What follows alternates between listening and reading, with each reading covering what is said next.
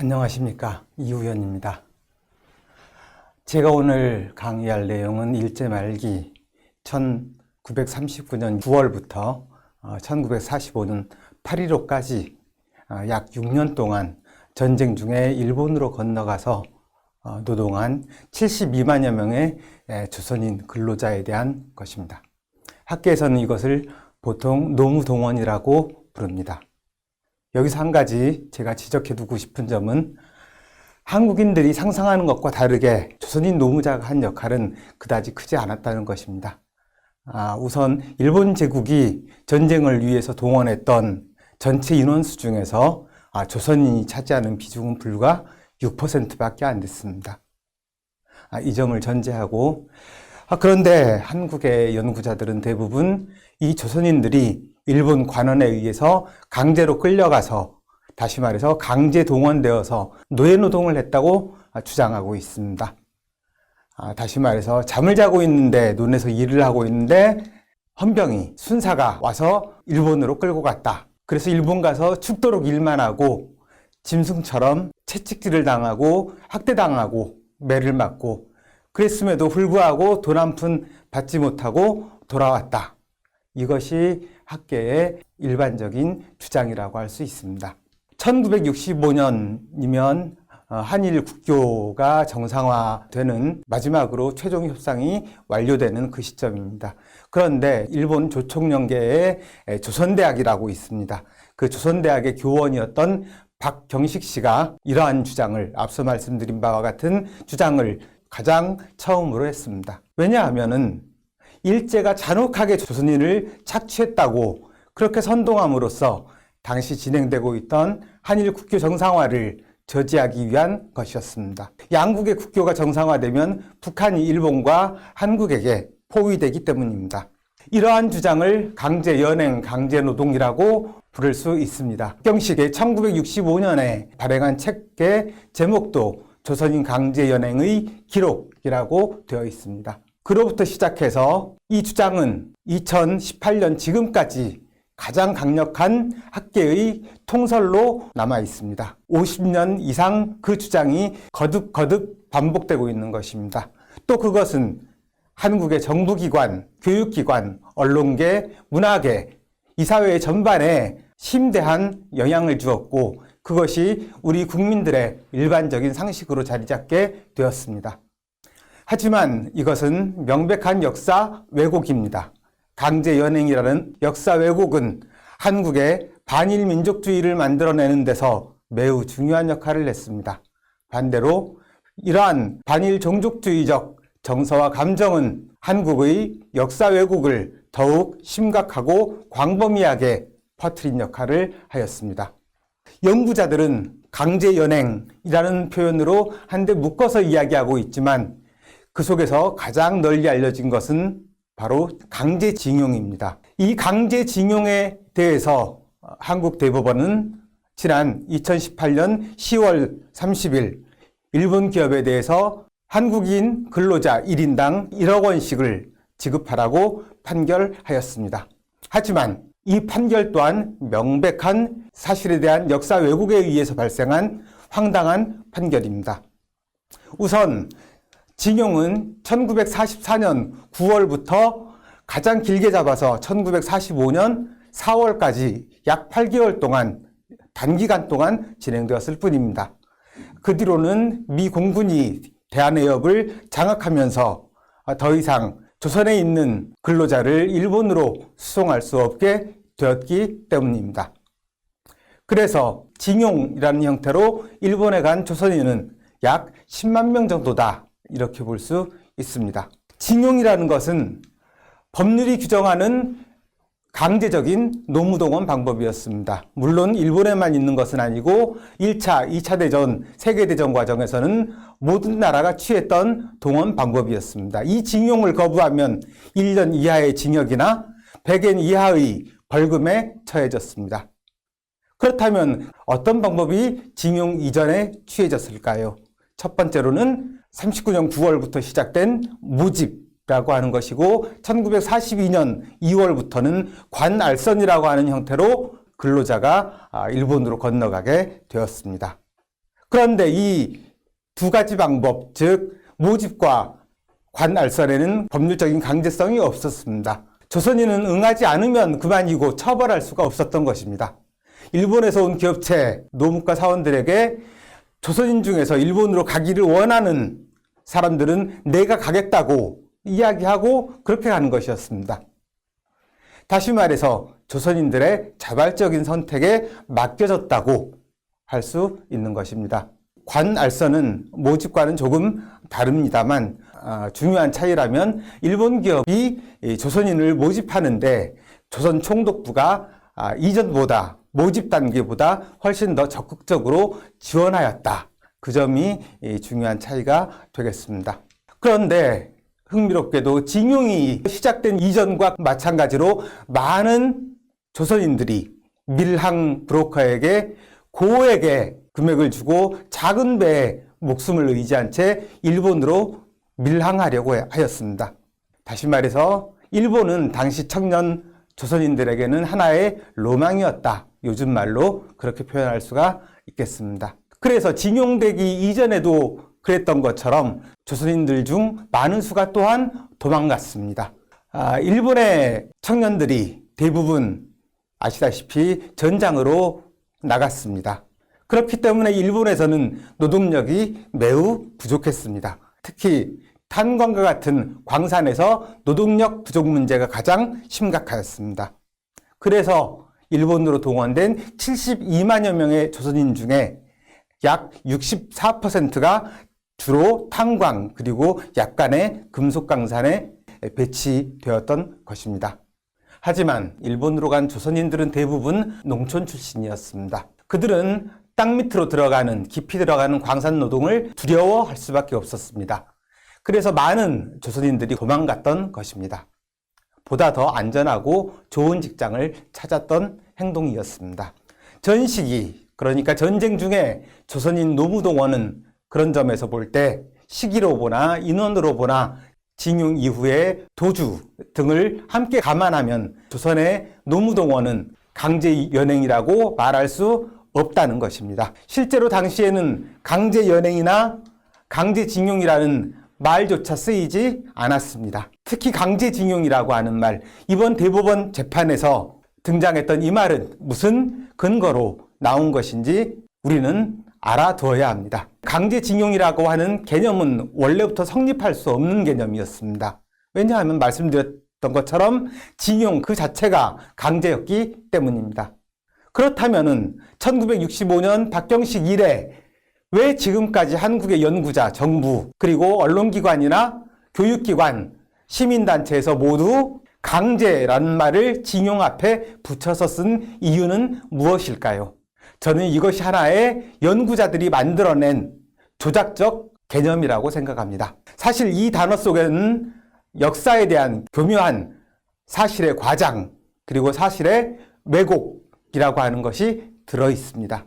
저는 이렇게 심각한 개념적인 조작을 연구자가 하였다는 점을 도저히 이해할 수가 없습니다. 이렇게 일본으로 건너간 조선인, 기본적으로 자발적으로 돈을 벌러 일본에 간 조선인들의 근로, 노동에 대해서 우리 한국인들은 어떤 생각을 갖고 있을까요? 역시 모든 사람들이 노예노동이었다, 강제노동이었다 하는 것입니다. 물론 이 말도 또한 당시에 없었습니다. 그것은 사실이 아닙니다. 역사 왜곡이며 한국인들이 이렇게 왜곡된 역사인식을 갖고 있다고 할 수 있습니다. 먼저 사진을 보시겠습니다. 성신여대 조경학과에 서경덕 교수라는 분이 계십니다. 이분이 주로 하는 일은 외정 때, 그러니까 식민지기 때 일본인들이 조선을 얼마나 잔혹하게 지배했는지 또 얼마나 악랄하게 수탈했는지 이것을 미국 등 전 세계에 홍보하는 일을 하고 있습니다. 작년에 영화 군함도라는 것이 개봉되었습니다. 많은 분들이 알고 계시리라고 생각합니다. 자, 지금 이 사진을 보십시오. 바로 우측 상단에 있는 사진입니다. 좀 전에 말씀드린 그 영화 군함도를 광고하기 위해서 서경덕 씨는 미국 뉴욕에서 가장 번화한 타임스퀘어라고 하는 곳에 전광판으로 이와 같이 광고를 하였습니다. 서 씨는 이러한 광고를 위해서 국민들로부터 2억 원의 성금을 모았습니다. 이것이 두 번째 사진입니다.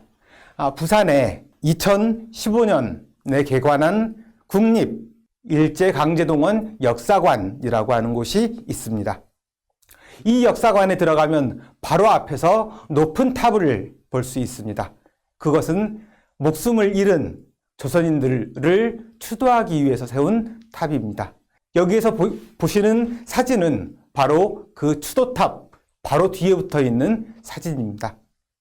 앞서 본 전광판의 타임스퀘어 사진과 동일한 사진이라는 것을 알 수 있습니다. 갈비뼈만 앙상하게 남아있는 모습이 그야말로 노예처럼 일했던 조선인들, 그들이 얼마나 심한 고초를 겪었는지 보여주기 위해서 붙인 사진입니다. 그런데 말입니다. 앞서 보신 두 장의 사진은 바로 이 신문기사, 일본의 신문기사로부터 나온 것입니다. 이 사진은 정확히 1926년 9월 9일 일본의 아사히카와라고 하는 신문에 게재되었습니다. 홋카이도 토목건설 현장에서 감금된 채 강제노동에 시달리던 일본인 10명의 사진입니다. 요즘 한국으로 치면 염전노예, 그와 같은 사람들이었습니다. 특히 갈비뼈가 드러나는 우측 두 번째 인물에 주목하여 주시기 바랍니다. 물론 당시 사업자는 검거되었고 기자가 그 노동자들을 촬영한 것입니다.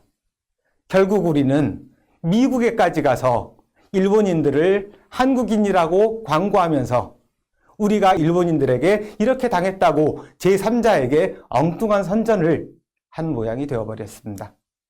이런 우스운 일, 이 한국의 반일 종족주의를 미국인들이 어떻게 생각할지 저는 참으로 부끄럽습니다. 참으로 심각한 것은 이렇게 왜곡된 역사가 학생들에게 체계적으로 그리고 지속적으로 주입되고 그로 인해서 반일 종족주의가 대를 이어가고 시간이 갈수록 더욱더 심각해지고 있다는 사실입니다. 2009년 교육과정에 따라 2014년까지 8종의 교과서가 간행되었고 일본의 역사 왜곡에 대응한다는 목적으로 그 목적을 내걸고 2011년부터 한국사는 다시 고등학교에서 필수 과목으로 지정되었습니다.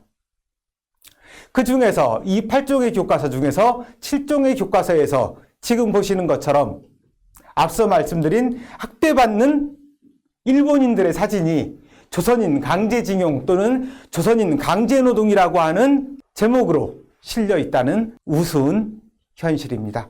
2016년부터는 국가기관, 학교뿐만 아니라 사회단체들까지도 나서서 역사 왜곡의 운동을 벌이고 있습니다.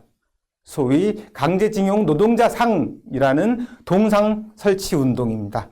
이 운동은 민노총, 한노총, 그리고 정신대 대책협의회 등이 주도하고 있는 일제하 강제징용 노동자상 설치 추진위원회라고 하는 조직에 의해서 추진되고 있습니다. 지금 보시는 이 사진은 2017년에 서울 용산역 앞에 세워진 노동자상입니다. 같은 해 인천 부평역 앞에도 설치되었습니다. 그 후로는 제주와 창원에도 세워졌고 아시는 바와 같이 올해는 부산 일본 총영사관 앞에 설치하려다가 외국 공관을 보호해야 한다는 정부의 입장에 의해 경찰에 의해 저지되었습니다. 또 내년에는 8.15를 맞이하여 북한과 연대해서 서울과 평양에 동시에 노동자상을 설치한다는 계획을 이미 선포하였습니다. 서울의 설치 장소는 일본 대사관 곁에 있는 소녀상의 바로 옆자리라고 합니다. 이 동상의 모델은 역시 지금까지 보아온 1926년 일본 아사히카와 신문에 나와 있는 바로 그 일본인인 것입니다. 결국은 일본인 동상을 세워놓고 그것을 학대받는 조선인이라고 주장하면서 전국, 시, 군의 이와 같은 동상 또 하나의 토템을 세워서 한국인들이 그것을 숭배하게 하는 것, 이것이 바로 추진위원회의 계획이며 목적이라고 생각합니다. 그로써 우리가 얻는 것이 과연 무엇인지 저는 도무지 알 수가 없습니다. 학교만 아니라 전 국민을 대상으로 반일 민족주의를 고취하는 것, 그 외에 무엇이 생기는지, 무엇을 얻을 수 있는지 참으로 엉터리 같은 망상이라고 하지 않을 수 없습니다. 끝으로 두 장의 사진을 더 보여드리겠습니다. 노무현 정부는 일제강점화 강제동원 피해진상 규명위원회라는 기관을 설치하고 전쟁 때 일본으로 건너가서 일한 근로자들에게 피해 보상을 하였습니다. 그 위로금을 받으려면 증거를 제출해야 했습니다. 그 중에서 가장 많은 것이 바로 사진입니다. 지금 보시는 이 사진은 1941년에 홋카이도에 있는 사크베츠 탄광에서 일했던 김성득 씨가 동료들과 함께 찍은 기념사진입니다. 두 번째 줄에 앉아있는 팔짱을 끼고 있는 조선인들, 또 첫 줄에서 가부좌를 틀거나 편히 걸터 앉아있는 사람들의 모습 속에서 저는 대단한 여유를 느끼고 있습니다. 이 속에서 저는 노예를 발견할 수 없는 것입니다. 1939년부터 45년까지 전쟁 중에 일본으로 간 광부들의 단체 사진이 대단히 많습니다. 대체로 지금 보시는 이 사진과 비슷한 모양입니다. 조선인들은 대부분 당시에 료라고 하는 회사의 기숙사에서 무료로 생활하였고, 그 기숙사는 대체로 한 고향 사람들이 한 방을 쓰는 형태로 이루어졌습니다. 쉽게 찾아볼 수 있는 또 하나의 사진은 친구들과 함께 어울려서 사진관에 가서 옷을 빌려 입고 촬영한 것입니다. 이 사진은 1943년 7월 홋카이도 신호로나이 탄광에서 일했던 이형구 씨가 제출한 것입니다. 동그라미로 표시한 것이 이형구 씨이고 그 나머지 두 분은 그분의 동료들입니다. 이형구 씨는 당시에 18살이었고 따라서 사진관에서 학생복을 빌려 입었습니다. 동료들은 사진관에서 대여해 준 탄광부의 복장을 하였습니다. 이형구 씨는 그 복장이 실제로 탄광에서 사용했던 복장과 동일하다고 증언하였습니다. 인상적인 것은 이 사진에서 보이는 두 분의 건장하고 당당한 모습이었습니다. 이것으로 오늘의 강의를 마치고 다음 회에는 과연 강제노동, 노예노동이었는가, 이런 주제로 말씀드리고자 합니다. 감사합니다.